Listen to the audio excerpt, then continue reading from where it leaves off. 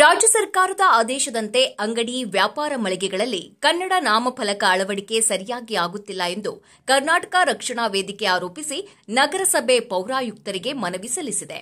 ವ್ಯಾಪಾರ ಮಳಿಗೆಗಳಲ್ಲಿ ಅಂಗಡಿಗಳಲ್ಲಿ ನಾಮಫಲಕದಲ್ಲಿ ಕನ್ನಡ 60% ಕಡ್ಡಾಯಗೊಳಿಸಿ ರಾಜ್ಯ ಸರ್ಕಾರ ಆದೇಶ ಹೊರಡಿಸಿದ್ರೂ ಇನ್ನೂ ಅದು ಜಾರಿಗೊಂಡಿಲ್ಲ ಎಂದು ಕರ್ನಾಟಕ ರಕ್ಷಣಾ ವೇದಿಕೆ ಆರೋಪಿಸಿ ನಗರಸಭೆ ಆಯುಕ್ತರಿಗೆ ಮನವಿ ಸಲ್ಲಿಸಿದೆ.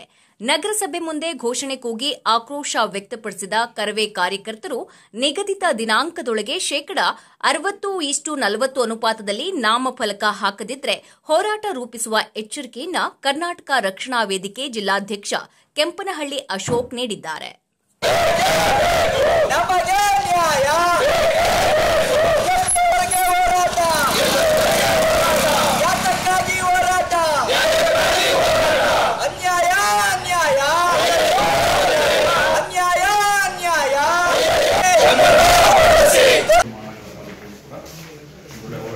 ಹೋರಾಟಕ್ಕೆ ಮೊಕದ್ದಮೆಗಳು ಈಗಾಗಲೇ ಸರ್ಕಾರದ ಗಮನಕ್ಕೂ ಈ ರಾಜ್ಯದ ಸಾಹಿತಿಗಳು ಚಿಂತಕರಾಗಲಿ ತಂದಿದ್ದಾರೆ. ಹೋರಾಟಗಳ ಮೊಕದ್ದಮೆಗಳು ಹಿಂಪಡಿಬೇಕಂತೇಳಿ ಹಾಗಾಗಿ ಜಿಲ್ಲಾಧಿಕಾರಿ ಮುಖಾಂತರ ಸರ್ಕಾರಕ್ಕೆ ಮನವಿ ಸಲ್ಲಿಸ್ತಾ ಇದ್ದೇವೆ.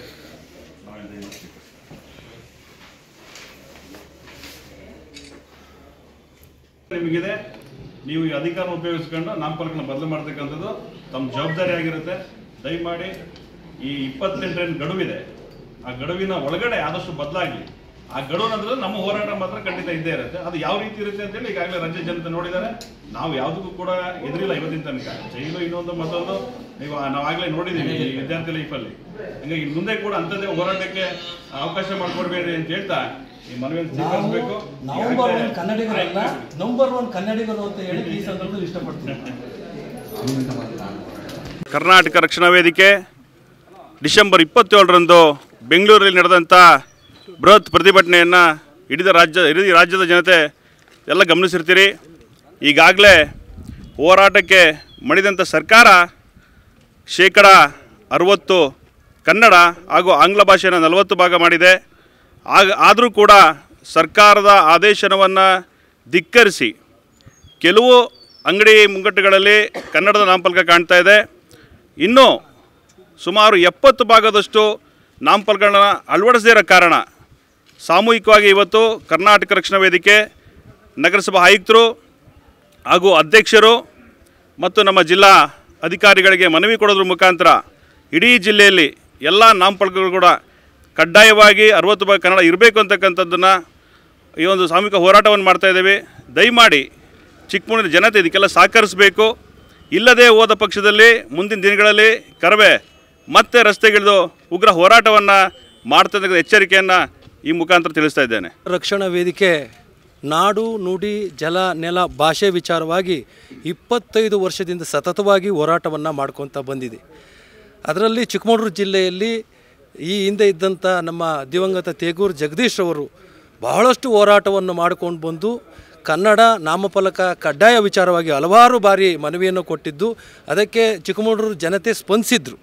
ಆದ್ರೂ ಸಹ ಎಲ್ಲೋ ಒಂದಿಷ್ಟು ಜನ ನಮ್ಮ ನಾಡಿನ ನೀರನ್ನು ಕುಡಿಯುತ್ತಾ, ನಮ್ಮ ನಾಡಿನ ಊಟವನ್ನು ಮಾಡ್ತಾ, ನಮ್ಮ ನಾಡಿನ ಎಲ್ಲ ಅನುಭವವನ್ನು ಅನುಭವಿಸುತ್ತಾ ಅವ್ರು ಏನು ಮಾಡ್ತಾರೆ, ಪರಭಾಷೆ ಅಂದರೆ ಕನ್ನಡ ಏತರ ಭಾಷೆಗಳನ್ನು ಹೆಚ್ಚಾಗಿ ಬಳಸ್ತಾ ಇದ್ದಾರೆ. ನಮ್ಮ ಮಾತೃಭಾಷೆಯಾದ ಕನ್ನಡವನ್ನು ಅವರು ಕಡೆಗಣಿಸ್ತಾ ಇದ್ದಾರೆ.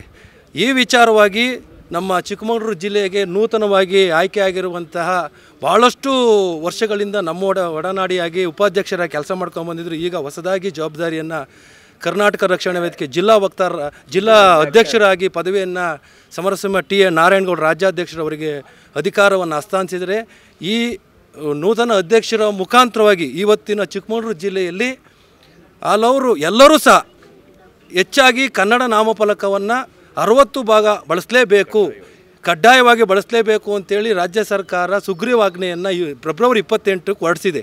ಅಷ್ಟರೊಳಗಡೆ ನಾವು ಕರ್ನಾಟಕ ರಕ್ಷಣಾ ವೇದಿಕೆ ವತಿಯಿಂದ ಮಾನ್ಯ ನಗರಸಭಾ ಆಯುಕ್ತರು ಹಾಗೂ ನಗರಸಭಾ ಅಧ್ಯಕ್ಷರು ಹಾಗೂ ಮಾನ್ಯ ಜಿಲ್ಲಾಧಿಕಾರಿಗಳಿಗೆ ನಮ್ಮ ಅಧ್ಯಕ್ಷರಾದ ಕೆಂಪನಹಳ್ಳಿ ಅಶೋಕ್ ಅವರ ಮುಖಾಂತರವಾಗಿ ಸಲ್ಲಿಸ್ತಾ ಇದ್ದೀವಿ. ಮನವಿ ಕೊಡೋ ಮೂಲಕವಾಗಿ ಅವರಿಗೆ ಮನವಿ ಕೊಡ್ತಾ ಇದ್ದೀವಿ.